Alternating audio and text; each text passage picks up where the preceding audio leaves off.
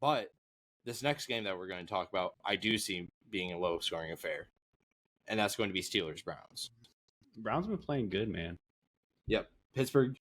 They've been scoring some games, some points. Pittsburgh Steelers are going to the dog pound. Yeah, Steelers won the first matchup 26-22, so this game is important for both teams.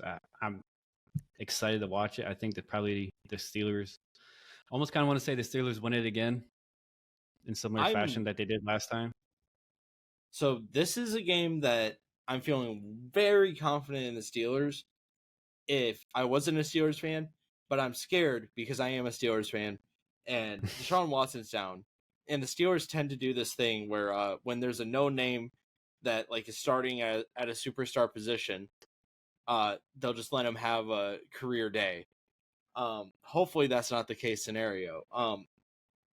Analytically speaking, this shouldn't be a very close game. Like we were talking about it last episode last night. The Steelers aren't the type of team that will blow you out. They're the type of team that will grind you down to a nub and just control the game.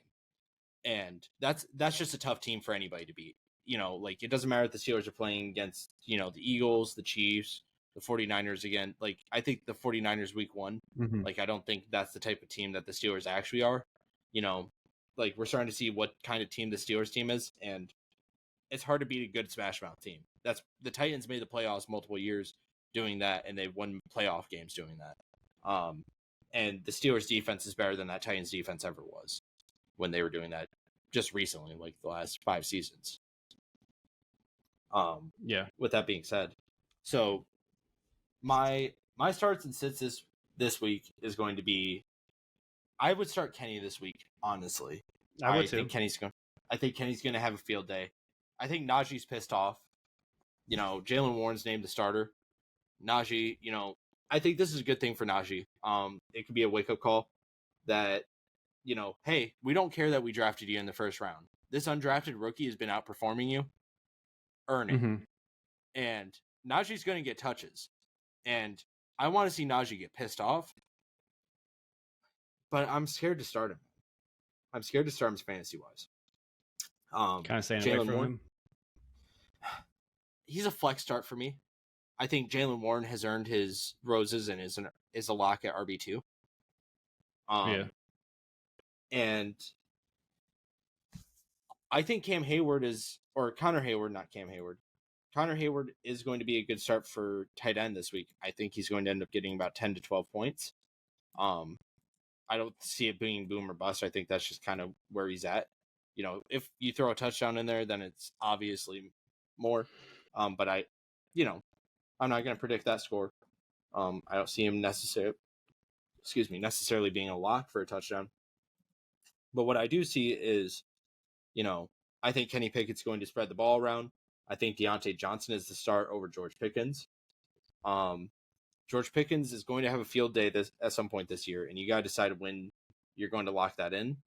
And I think once George Pickens gets hot, I don't think it necessarily could be this week. I wouldn't be surprised if it was. But, you know, you're playing against a tough Browns defense. Like, the Browns have a very good defense. You know, George Pickens, I feel like, is good. And I feel like if you want to take that risk, he's my dart throw for this week overall. George Pickens would be my dart throw. You probably spent a good amount of resources to obtain him.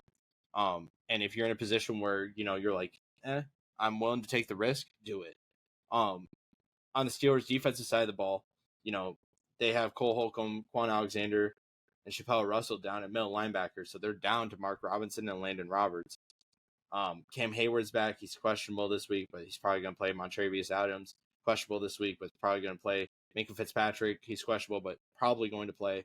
And Keanu Neal, it's questionable, but is probably going to play. So the Steelers' defense is looking like it's going to be at full power other than Cole Holcomb and Quan Alexander. And Cole Holcomb was a rotational player with Mark Robinson. So pretty much Quan Alexander is the only starter down on the Steelers' defense. You go ahead and look at this Browns side of the ball, you know. Yeah, because they're going to be playing Dorian Thompson-Robinson at quarterback. Rookie. Yep. And on the Brown side of the ball, you know, Greg Newsom's questionable. Denzel Ward's questionable. They're a little banged up. Rumor has it Greg Newsome might not play this week. And obviously the big injury news coming out is that Deshaun Watson is on IR. Mm-hmm. So, the Browns are pretty injury riddled. Deshaun Watson's out for the year now. They got Dorian Thompson-Robinson starting. What are you thinking there? The Browns got 1, 2, 3, 4, 5, 6, 7, 8 people on IR. Yep. 1, 2, 3, 4, 5, 6, 7, 8, 9. 9 questionable, and a few already ruled out.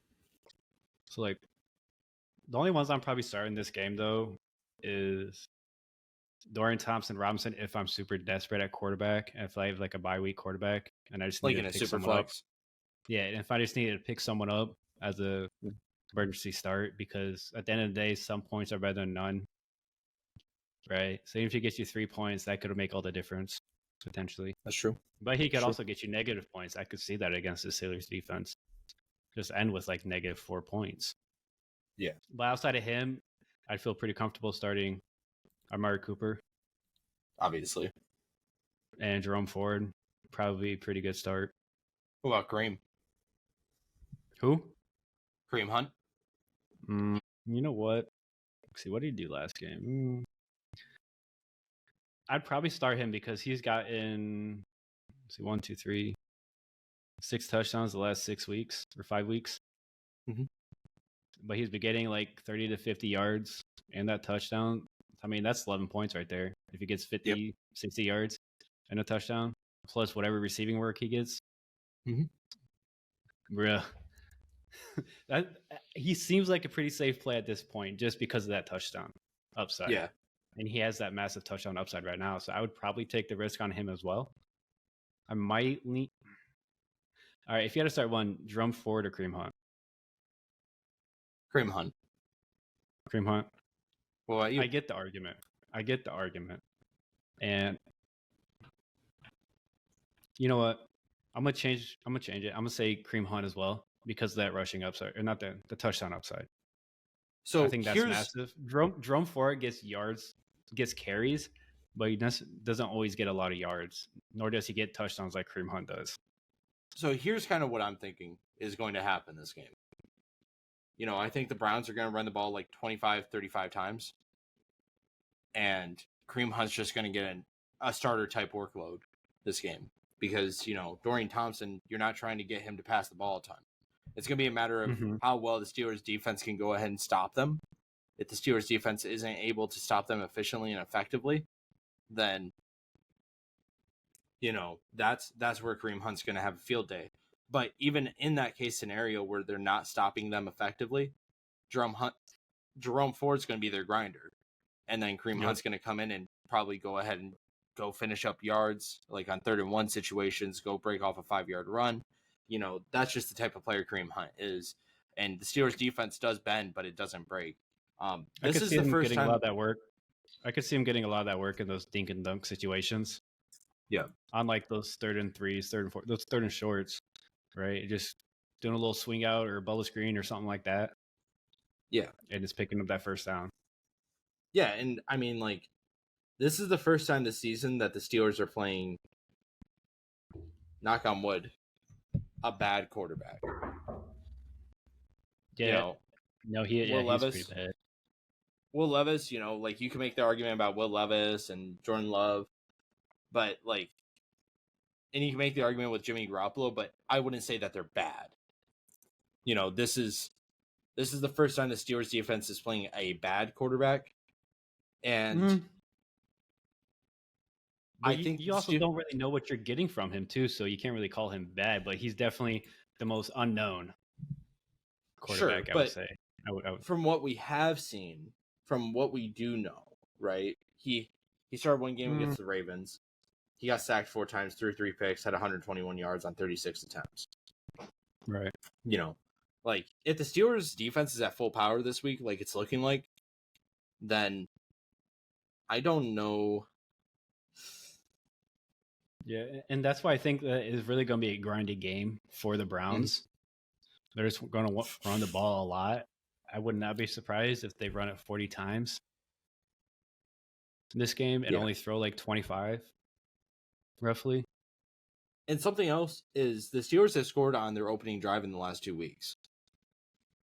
Mm-hmm. So if the Steelers go up 10 to 14 points in the first quarter, which I didn't think I'd be able to say this at all this season, then Dorian's going to be forced to throw the ball. And that's when things can start to get out of control. Like, this might be a game that's over in the first half. No, for sure. It definitely could be because, like you said, this is the first time they really played this type of quarterback. Like, he's not a good quarterback, and we also don't really know what we're going to get from him. So it's kind of hard to predict it. Now, do I think he's going to play well enough to beat the Steelers? Probably not. I don't think he will. Do they Browns have the ability to beat the Steelers? I would say yes, because their defense, I think, is very good. And then they also do have a lot of good offensive players. But is Dorian Thompson going to play to the level that he needs to? Because that Steelers secondary, like you said, they're fully healthy. They're going to be almost fully healthy at least. So that's a tough battle. That's a tough test. Yeah, because, like, it could get ugly really quick. It's the Steelers make a living on their defense by shutting down the run and letting you get yards through the air and then not letting you score that touchdown. They bend but don't break, and that's why they have so many sacks on defense. That's why they have so many tackles on defense. That's why but they get a lot of turnovers too, and that's how. It's because it's a bend but don't break mentality. Okay, yeah, we'll let you get a field goal, but you got to avoid all of our guys flying around at high speed and, especially with the emergence of JPJ. I don't know, man. I take back what I said about Amari Cooper. I do. This is JPJ's first real test. DeAndre Hopkins was a good test. And then, going up against Christian Watson and, he played pretty well against him. If JPJ shuts down Amari Cooper, the thing is, Amari Cooper is already not in a great spot. But with the emergence of JPJ, if he gets shut down, like if he's covered up and Dorian Thompson is throwing him the ball, JPJ might go get a couple turnovers too. Like, I wouldn't be surprised if JPJ gets a pick. Just the one thing I would say to counter that, because I do agree with what you're saying. I just think that Amari Cooper is also going to be like his go-to target. So he's going to get force-fed the ball, which is probably going to lead to some turnovers, but it's also going to lead to some yards, I think. Which he could get lucky and break off like a 20-yard run after the catch or something along those lines. I'm kind of thinking touchdown not included. If Amari Cooper gets a touchdown, my statement's void. But I think his ceiling's 10 points this week. No, I agree. I think so. Well, no, I don't think his ceiling's that, because I still think it's possible that he gets like 80 yards on a touchdown. Right? So I think his ceiling's more like 15. I think his hard ceiling is about 15. Range. Yeah, I think his hard ceiling is about 15. I think his floor is probably going to be like 7 points, because I do think he's going to get that work. He's going to get yards and he's going to get those catches. And in a PPR league, those receptions provide you a lot of points. And if he gets like eight catches, but only like 50 yards, that's still a decent day. 13. Yeah, I was thinking his stat line's going to look something like 6 receptions, 40 yards. 5 catches, 50 yards, I think that's what his stat line looks like. And if he gets a touchdown on it, obviously he moves up to that 15, 16 point range. But that brings me to final statements. Are you ready to lock in a score on this game? Yeah, I'm going to say Steelers 31-10 is how I'm kind of feeling. I think it's going to be kind of like a little bit of a blowout. Kind of what you were saying earlier. I think it's probably going to be over in the first half, where that is very possible that they're up 21 at the halftime kind of thing. I'm doing a bold prediction. Oh, what's that? I'm ready. 24-0. You said this last week, I believe. I said 2 weeks ago, and I was right. I called it. The Cardinals. No, okay. No. I said, what do eggs lay? Or what do birds lay? What do birds lay? What came first, the chicken or the egg? I don't know. I'm smoking crack. Yeah, you made that pretty evident, my guy. It's okay, though. Yeah. We still love you.